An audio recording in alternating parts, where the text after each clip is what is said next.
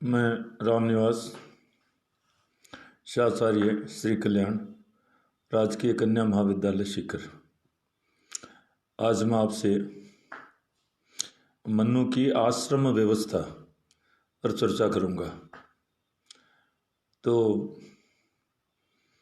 आप सबको विदित ही है कि मनुस्मृति में वर्णित आश्रम व्यवस्था धर्म, अर्थ, काम और मोक्ष, ये जो चार पुरुषार्थ हैं की सिद्धि में सहायक है। इसके अनुसार इसमें मनुष्य की आयु को 100 वर्ष माना गया है और यह आश्रम व्यवस्था केवल द्विज, जो प्रथम 3 वर्ण हैं, उनके लिए ही है। द्विज जिनका 2 बार जन्म होता है, जैसे पशुओं में, पशु नहीं, पक्षियों में 1 बार अंडा और फिर वो।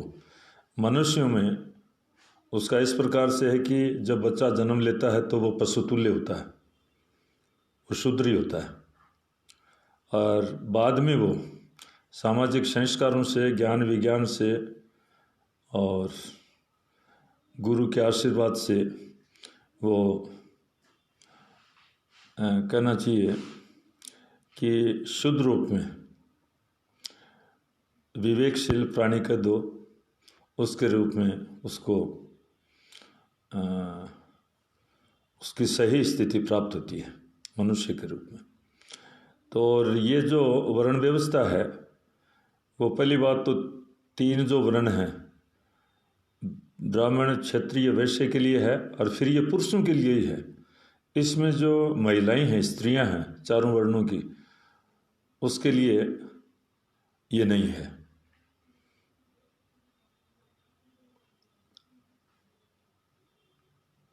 तो इसमें हम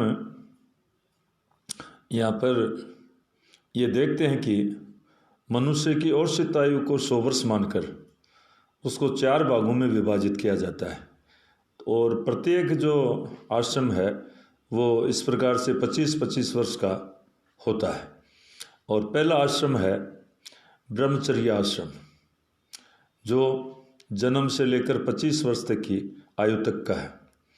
इसमें जनेऊ संस्कार के बाद पिता अपने पुत्र को गुरुकुल में गुरु के पास भेज देता है, और गुरुकुल जंगल में होता है, वन में होता है, और वहाँ पर उस बच्चे को इस प्रकार से शिक्षित दीक्षित किया जाता है कि उसका जो संपूर्ण जीवन है 100 साल का, उसके लिए उसको शारीरिक और मानसिक दोनों प्रकार से तैयार किया जाता है।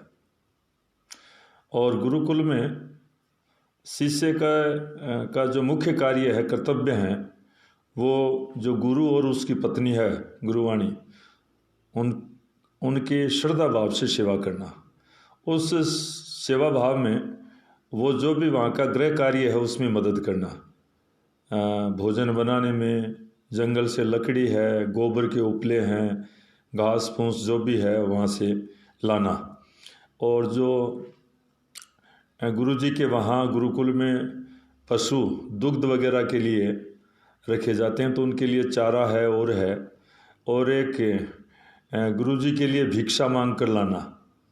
जंगल वन में होते हैं, पर जो बस्ती है आसपास, वहाँ जाकर वो भिक्षा मांग कर लाते हैं, और उस भिक्षा से वो सब भोजन गुरुजी को और उसके परिवार को, फिर जो ये शिष्य होते हैं वो करते हैं। और गुरुकुल में शिष्यों को वेदों का, वेदांगों का, शस्त्र विद्या, शस्त्र चलाना, शस्त्र अस्त्र की भी दी जाती है शिक्षा, अर्थ विद्या आदि का ज्ञान गुरुजी की देख रेख में वहाँ पर करवाया जाता है। और एक जो मनुष्य के लिए बड़े विकार हैं, दोष हैं, जैसे आलस्य है, पर निंदा है, असत्य भाषण है, हिंसा है, काम, क्रोध, लोभ, मोह माया आदि दोषों से बचाने के साथ ही उनमें उसमें प्रेम, संयम, विनयशीलता, कर्तव्य परायणता के सद्गुणों का गुरुकुल में विकास किया जाता है। और प्रत्येक जो शिष्य है, विद्यार्थी है, उसको यज्ञ करना, संध्या करना, देवताओं को की उपासना और उनको अर्पण करना, पितृ अर्पण करना की विधि विधान के बारे में संपूर्ण प्रकार से बताया जाता है। और एक प्रकार से कहना चाहिए उनका जीवन तपस्वी का सा जीवन होता है, कठोर जीवन होता है। जैसे ये भी हम कह सकते हैं कि उनको नंगे पैरों में कोई चप्पल जूती कुछ नहीं, जिससे उनको यथार्थ का अनुभव हो। और ये सारा सब, कोई कहते हैं कि वो गरिष्ठ भोजन करना निषेध होता है वहाँ पर शिष्यों के लिए। शरीर में तेल मालिश करना, तेल लगाना, ये निषेध होता है। अच्छे कपड़ों का धारण करना, बहुत ज़्यादा कपड़ों से तो वो निषेध होता है। बड़ा ही संयम का और त्याग का जीवन वहाँ पर, तपस्वी का जीवन, विद्यार्थी का जीवन वहाँ पर तपस्वी का जीवन होता है। उसके बाद में 25 वर्ष पूरे करने के बाद में 26वें वर्ष में उनको वो गृहस्थ आश्रम में प्रवेश करता है। 25 वर्ष तक उसकी ज्ञान विज्ञान शिक्षा दीक्षा पूरी हो जाती है और शारीरिक रूप से भी वो पूरा वयस्क हो जाता है और मानसिक रूप से भी वो आगे के जीवन के लिए तैयार हो जाता है। तो उन जैसी परिस्थितियों में, स्थिति में 26वें वर्ष में एक योग्य कन्या के साथ जो उनके जो वर्ण वाली कोई कन्या हो, सगोत्र नहीं वर्ण वाली, और उच्च कुल की हो, उस कन्या के साथ उसका विवाह किया जाता है और वो गृहस्थाश्रम जीवन शुरू करते हैं। और गृहस्थाश्रम के लिए जो भी आर्थिक उपार्जन है और हैं, तो वो शुद्ध धर्मानुसार गृहस्थी को चलाने के लिए जो भी वो संसाधनों को काम में लेंगे, उपार्जन करेंगे, वो सात्विक प्रकार का होगा, धर्मानुसार होगा। जो भी संग्रह करेंगे धर्मानुसार। ये नहीं कि कोई कहीं से आप डाका डालकर किसी के भाग को छीन कर, ऐसा कुछ नहीं। और उसमें आप संतानोत्पत्ति करोगे जिससे गृहस्थी है वो चलती रहे, आगे जो आपकी वंश परंपरा है उसका निर्वहन होता रहे। तो ये सारा सब इसमें किया जाएगा। एक गृहस्थ आश्रम को, जो ये 4 आश्रम हैं, उनमें सबसे श्रेष्ठ माना गया है, क्योंकि और तीनों आश्रम इस गृहस्थ आश्रम पर निर्भर हैं, आश्रित हैं। तो ये अपना आप में महत्वपूर्ण है। और जो तीनों आश्रमों के जो वो हैं, तीनों आश्रम इसके पालन पोषण पर ही निर्भर हैं, गृहस्थ आश्रम की।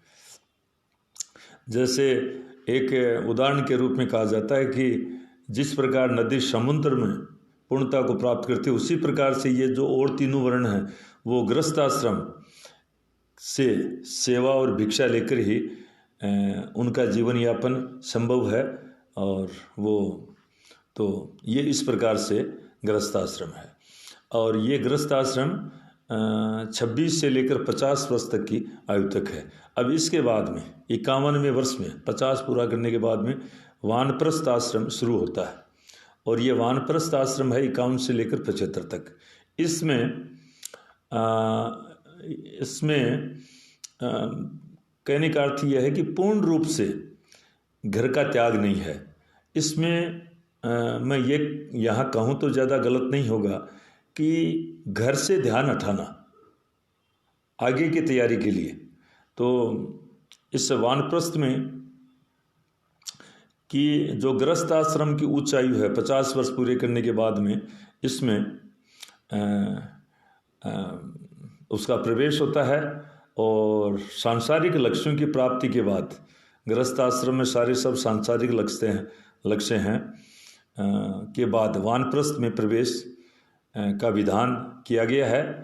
और इसमें जो प्रविष्ट हो रहा है, प्रविष्ट होने वाले व्यक्ति को संपत्ति, घर व ग्राम में उत्पन्न पदार्थों आदि का त्याग कर पत्नी के साथ अथवा अकेले वन गमन करना चाहिए।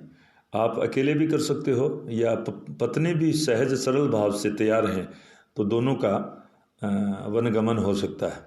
और वन में वेदाभ्यास, वेदों का अध्ययन, मान अपमान, शीत ताप, सुख दुख आदि द्वंद्वों का सामना करते हुए सबके प्रति प्रेम, मित्र भाव, दया भाव बनाए रखना चाहिए।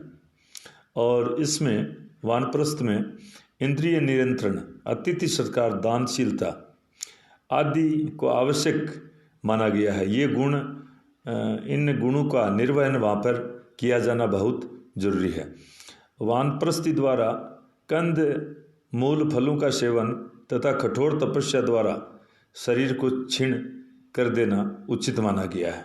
तो ये इस प्रकार से 75 वर्ष तक की आयु तक का वानप्रस्थ है। अब अगला जो चौथा आश्रम है वो संन्यास आश्रम है और ये 76 से लेकर 100 वर्ष तक का है। पर वानप्रस्थ में जाने से पहले और उच्च आयु का प्राप्त कर लेने के बाद और उसमें प्रवेश से पहले प्रत्येक व्यक्ति पर जो 3 ऋण भारित होते हैं उन ऋणों से उऋण होना आवश्यक है। और वो 3 ऋण कौन कौन से हैं? देव ऋण, ऋषि ऋण एवं पितृ ऋण। इन तीनों से मुक्त होना चाहिए, उसके बाद ही वो आगे के मार्ग पर जा सकता है। और इससे पहले यदि वो संन्यास आश्रम में प्रवेश करता है तो उसकी मुक्ति नहीं होगी, वो नरक का गामी होगा। और इस प्रकार धर्म, अर्थ एवं काम की सिद्धि के बाद ही मोक्ष की सिद्धि हेतु संन्यास आश्रम में प्रवेश पाने का अधिकार होता है। मनु द्वारा सन्यासी के लिए गृह, सांसारिक सुख व शरीर के मोह का निषेध माना गया है। सन्यासी को किसी के साथ वैर भाव, किसी का अपमान करना, कटु वचन बोलना, ये उसके लिए इनसे परहेज करने की बात कही गई है। सन्यासी को राग, द्वेष, जीव हिंसा से दूर रहना चाहिए। इंद्रिय नियंत्रण पर बल दिया गया है। वेदानुकूल आचरण एवं कठोर तपस्या द्वारा मोक्ष प्राप्ति की जा सकती है। सन्यासी को वन में अकेला रहना चाहिए और अपने जीवन को जो कुछ मिल जाए उसमें, और एक प्रकार से जीवन को धीरे धीरे करके क्षीण करने का प्रयास करना चाहिए। और इस प्रकार से हम कह सकते हैं कि जो मनु की आश्रम व्यवस्था है वो एक संपूर्ण जीवन को लेकर उसका, मैं तो ये कहूँ कि ये तो एक बहुत ही अच्छा वैज्ञानिक आधार लिए हुए ये उनकी व्यवस्था है और इसका पालन किया जाना बहुत आवश्यक है। मैं कई बार ये देखता हूँ कि छोटे छोटे बच्चों को गृहस्थी बना दिया जाता है, जबकि हमारे इसमें मनु की जो आश्रम व्यवस्था है इसमें 25 वर्ष का ये पुरुष के लिए किया गया है। तो ये बहुत अच्छा है, जिसको हम आज भी पूरा उसका पालन नहीं कर पा रहे हैं। आज भी बाल विवाह ये देखने को मिलता है। तो ये संपूर्ण समाज के प्रति व्यक्ति जो इस प्रकार से हर आश्रम का पालन एक धर्म के कर्तव्य के रूप में उसमें जो ड्यूटीज हैं वो करते हुए निर्वहन करेगा तो हमारा समाज आगे बढ़ेगा, विकास करेगा और प्रत्येक व्यक्ति का भी मानसिक और शारीरिक विकास का जो संतुलन है वो बना रहेगा। और आपके सहयोग से ये थोड़ा सा हमने चर्चा की और इसमें जो श्री राम वर्मा जी हैं उनकी पुस्तक का मैंने बड़ा सहयोग लिया है और आज मैं यहीं मेरी वाणी को विश्राम देना चाहूँगा। आप सबका बहुत बहुत एक बार पुनः धन्यवाद।